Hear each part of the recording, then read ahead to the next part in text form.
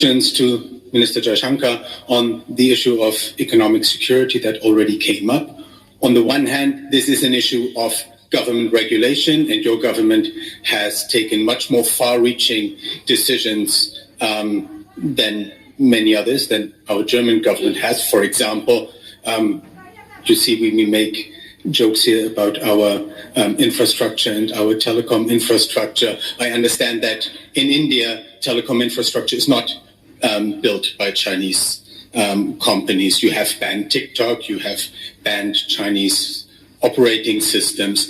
These are, of course, costly decisions, and I'd be interested in any advice you would have on the discussions that go on if the government takes these far-reaching decisions. And the second question, you've mentioned that, of course, India wants to upgrade its industrial sector. For that, you will, I guess, depend on Chinese investments too. So how does this relate? Economic security on the one hand, on the other hand, trying to seek investment from China in crucial sectors. Thank you.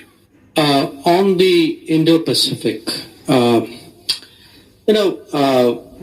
it has been for us now in many ways a central preoccupation.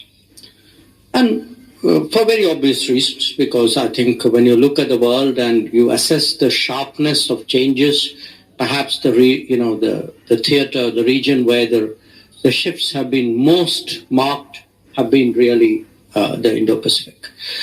Now, what has happened in the Indo-Pacific? Essentially, from our perspective, because Annalena spoke about, countries, democracies, those who have similar political values coming together. That's actually happened in the Indo-Pacific. You had India, the US, Japan, Australia, located at 4 different corners, in a way, of the Indo-Pacific, actually taking a decision to work together, and that's how we revived the Quad. It was something which was attempted in 2007, and then in 2017, I think the countries decided, okay, we need to have another go at it and much more serious effort. And today, in fact, for us, it's one of the major diplomatic platforms to which India is committed, and it's we hold it from the president, prime minister level downwards, different ministers, different groups.